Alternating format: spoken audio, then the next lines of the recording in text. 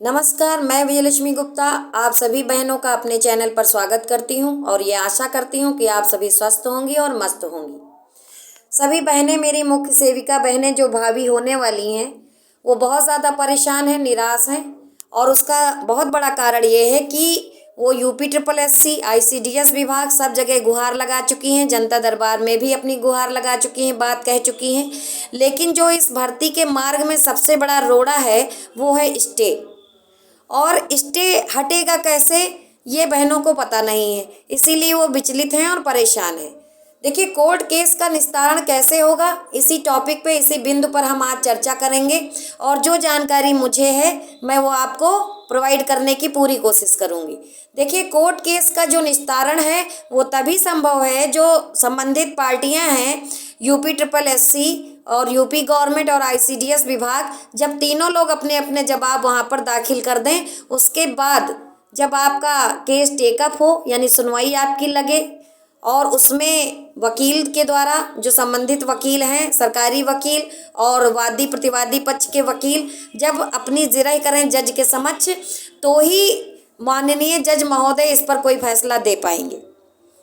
अब आप लोग ये सोचेंगे कि डेट लग क्यों नहीं रही है, केस लिस्टेड क्यों नहीं हो रहा है, इसको तो हो जाना चाहिए। हम लोग तो माननीय मुख्यमंत्री जी से भी मिल चुके हैं, डिप्टी CM से भी मिल चुके हैं, ICDS विभाग भी जा चुके हैं, UP SSSC भी जा चुके हैं। तो बहनों से मेरा कहना है कि हम लोग अपनी अपनी बात हर जगह पहुंचा चुके हैं और जो शासन प्रशासन है वो हमारी भर्ती को लेकर गंभीर भी है और इस बार पूरी उम्मीद है कि केस टेकअप भी होगा, यानी कि लिस्टेड होगा, उसके बाद केस टेकअप भी होगा, उस पर सुनवाई भी होगी और कुछ सकारात्मक परिणाम भी निकल कर आएगा, है ना। तो चूँकि सकारात्मक परिणाम निकालना है तो बहुत ज़रूरी होता है कि जो सरकारी अधिवक्ता हैं वो जा करके सरकार का पक्ष रखें, क्योंकि बाकी लोगों ने अपना पक्ष रख दिया है। UP SSSC ने भी अपना पक्ष रख दिया, आप लोग जानती हैं क्योंकि वहाँ आप धरने में गई थी। ICDS विभाग ने भी अपना पक्ष संभवतः रख दिया है, क्योंकि वहाँ से भी जो वार्ता हुई है वहाँ से ये निकल करके आया है कि हमने भी अपना पक्ष रख दिया है और अब सरकार को, यानी उत्तर प्रदेश सरकार को अपना पक्ष रखना है कि जो भी कोर्ट केस महिलाओं ने किया है, 126 संविदा कर्मी ने, उनका करना क्या है, तो ये पक्ष अब UP गवर्नमेंट को अपना रखना है। और ये तभी संभव है जब हमारे सरकारी अधिवक्ता महोदय वहाँ पर मौजूद हो जाएं, खासकर तब जब केस लिस्टेड हो और सुनवाई की डेट जो लगे वहाँ पर वो मौजूद रहें और अपना सरकार का जो भी पक्ष है वो रखें। पक्ष रख क्यों नहीं रहे हैं? कई बार सुनवाइयाँ लगी लेकिन वहाँ पर किसी ने पक्ष रखा नहीं। उसका बहुत बड़ा कारण ये है कि हमारी बहनें, हमारी कुछ ही बहनें जो अन्य अन्य जिलों की हैं, वो मेहनत कर रही हैं, नेता, मंत्री, विधायक, सांसद, यहाँ तक कि न्यूज़ चैनलों से मिल रही हैं और अपनी बात कह रही हैं।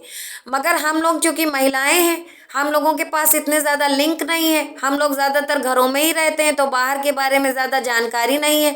फिर भी कुछ महिलाएं ऐसी हैं जो झाड़ू हैं, जो अपनी बात शासन प्रशासन तक पहुंचाने के लिए एड़ी चोटी का जोर लगा रही हैं।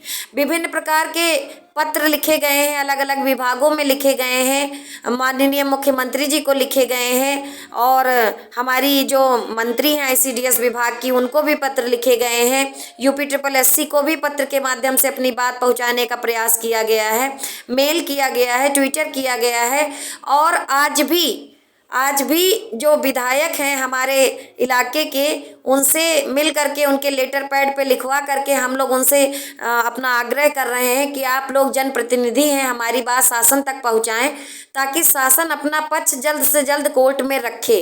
और शासन ही एक ऐसा माध्यम है जो ये कह सकता है माननीय कोर्ट से कि इस भर्ती की कितनी ज़रूरत है समाज में, उत्तर प्रदेश को कितनी ज़रूरत है मुख्य सेविकाओं की। ये ज़रूरत उत्तर प्रदेश सरकार ही बता सकती है और सरकार तभी ये ज़रूरत बताएगी जब हम लोग अपनी बात शासन प्रशासन तक पहुंचाएंगे। जो महिलाएं घर में बैठ करके संगठित नहीं हो रही हैं, कह रही हैं कि पत्र से कुछ नहीं होता है और किसी विधायक मंत्री से मिलने से कुछ नहीं होता है, तो वो जान लीजिए कि सब कुछ होता है, मगर आप कम से कम जाइए तो अपनी समस्या से अवगत तो कराइए। जब तक आप लोग नहीं बताएंगी कि हमारी समस्या क्या है, तब तक आपको समाधान नहीं मिलेगा। समझ रहे हैं आप इसको इस तरह से समझिए। कुछ कमियां हम लोगों में भी हैं। कमियां ये हैं कि भर्ती कराने की बात है तो हम लोग संगठित नहीं हो पा रहे हैं। कोई भी भर्ती हो, कोई भी भर्ती 5 6 साल 10 साल क्यों लटक जा रही है? इसलिए क्योंकि भर्ती कराने के लिए कुछ ही लोग इच्छुक होते हैं, कुछ ही लोग चाहते हैं कि भर्ती ये संपन्न हो जाए, नियुक्ति पत्र मिल जाए। बाकी वो लोग जिनके नंबर कम है या और भी कारण हैं जिनके वजह से वो क्या चाहते हैं कि भर्ती निरस्त हो जाए, भर्ती फंसी रहे, कभी हो ही ना, ऐसे भी लोग मौजूद हैं। इसका ताज़ा उदाहरण देख लीजिए कि जब भर्ती निरस्त करानी थी, है ना, पेपर लीक वाले मामले में तो 2 बड़ी भर्तियां निरस्त हो गई, क्योंकि उसमें भर्ती कराने के पक्ष में कुछ ही लोग थे, भर्ती संपन्न कराने के पक्ष में कुछ ही लोग थे, लेकिन उसको हटाने के लिए, उसको निरस्त कराने में लाखों की संख्या में लोग ज़मीन पर उतर आए। तो क्या हुआ? परिणाम हफ्ता भर भी नहीं लगा, 1 हफ्ते के अंदर परिणाम आपके सामने हुआ कि सरकार झुक गई और पेपर निरस्त करके 6 महीने का समय दे दिया कि 6 महीने के अंदर अंदर हम भर्ती प्रक्रिया दोबारा करवाएंगे, यानी एग्ज़ाम दोबारा करवाएंगे। लेकिन आप लोगों की जब भर्ती होनी होती है, यानी कि अब जान ही रहे हो, यहाँ पर 2693 पद हैं और 2693 पदों पर रोजगार मिलना है। तो बाकी के जो लोग हैं, जो लोग हाई मेरिट खुद को समझ रहे हैं या उन्हें लग रहा है कि मेरा हो जाएगा, केवल वो ही लोग दौड़ धूप कर रहे हैं। बाकी के जो लोग हैं, बाकी के जो 32,000 समथिंग लोग हैं, वो सिर्फ यही सोच रहे हैं कि भर्ती ना हो क्योंकि मेरा तो होगा नहीं। तो उनके सोचने से तो ऐसा है नहीं, क्योंकि हर भर्ती में ऐसा होता है। जो लोग, जिनको लगता है कि मेरी भर्ती ये होगी और मेरी इसमें एक सीट है, तो उन बहनों को अब ये करना चाहिए कि अपने क्षेत्र के विधायक, नेता, मंत्री, जहाँ से भी, बहुत छोटी बात मैं कहने जा रही हूँ, जो अपने ग्राम प्रधान है, आप कहीं नहीं जा सकती, आप अपने ग्राम प्रधान से मिलिए, उनको अपनी समस्या बताइए, तो वो ज़रूर आपके एरिया के विधायक से आपकी समस्या को कहेंगे। प्रतिनिधि होने के नाते वो आपकी समस्या शासन तक पहुंचाएंगे। जब प्रत्येक जिले के विधायक आपकी समस्या को मुख्यमंत्री जी तक पहुंचाएंगे, तो ज़रूर से ज़रूर वो कोर्ट में अपने अधिवक्ता को वो भेजेंगे, सुनवाई करवाएंगे, ऐसी पूरी उम्मीद है। और ये होता भी है और ये होगा भी, क्योंकि आप लोगों को भरोसा नहीं है, लेकिन जिनको भरोसा है, विश्वास है, वो लड़कियां और महिलाएं इस स्तर पर भी काम कर रही हैं, शासन प्रशासन तक अपनी बात पहुंचा रही हैं। और पूरी उम्मीद है कि इसका सकारात्मक परिणाम जल्द से जल्द आपको देखने को मिलेगा। रही बात आचार संहिता की, तो आचार संहिता का इस भर्ती पर कोई प्रभाव नहीं है। कोर्ट से स्टे अगर हट जाता है तो सचिव सर ने बताया है कि स्टे हट जाएगा तो मैं आचार संहिता में भी आपका रिजल्ट जारी कर दूंगा। तो उम्मीद बनाए रखिए, और मैंने बता दिया है कि करना क्या है।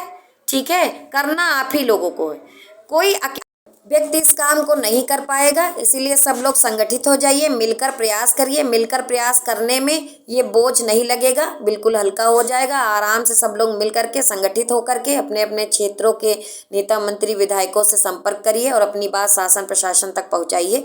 जल्द ही सकारात्मक परिणाम आपके सामने होगा। इसी आशा और उम्मीद के साथ अपनी वार्ता को समाप्त करते हैं। वीडियो को लाइक करिए, चैनल को सब्सक्राइब करिए और पूरा प्रयास करिए इस भर्ती को संपन्न कराने के लिए, क्योंकि ये आपकी भर्ती है। धन्यवाद।